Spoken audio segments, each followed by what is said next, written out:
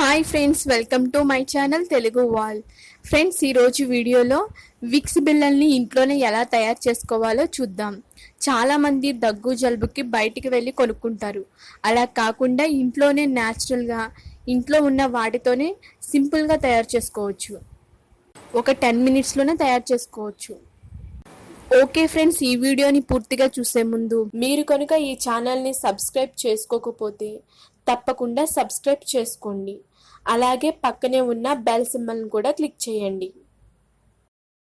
ముందుగా అల్లం కొమ్ములని 2 తీసుకొని దానిపై ఉన్న పొట్టుని తీసేసి మెత్తడి పేస్ట్ లాగా చేసుకొని పక్కన పెట్టుకోండి. తర్వాత మీరు ఒక గిన్నెలో స్టవ్ ఆన్ చేసుకొని ఒక గిన్నె పెట్టుకొని ఒక గ్లాస్ వాటర్ని బాగా మరిగించుకోవాలి.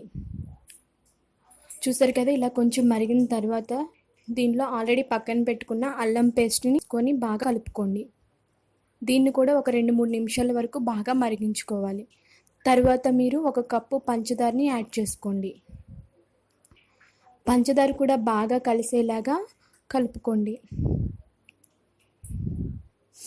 పంచదార ఈ విధంగా బాగా కరిగిపోవాలి. చూసారు కదా, ఇలా బాగా కరిగిన తర్వాత ఒక అరచెక్క నిమ్మరసాన్ని కలుపుకోండి.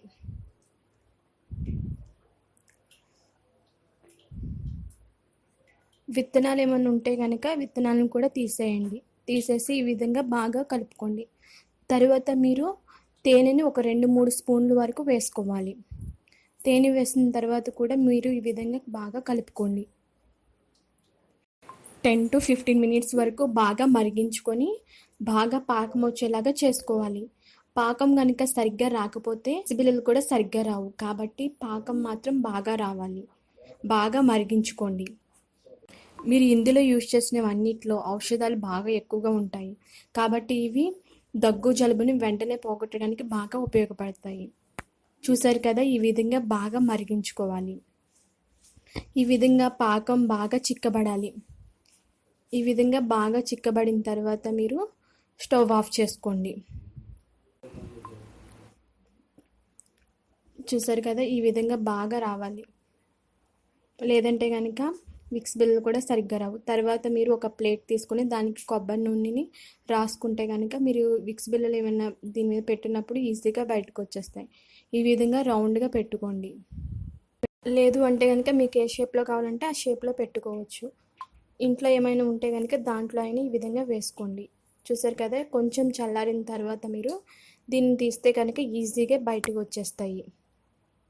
వీటిని మనం జలుబు దగ్గు వచ్చినప్పుడైనా సరే, ఒకవేళ రాకముందైనా సరే మీరు ఈ విధంగా డైలీ 1 అలాగా నోట్లో వేసుకొని చప్పరించాలి.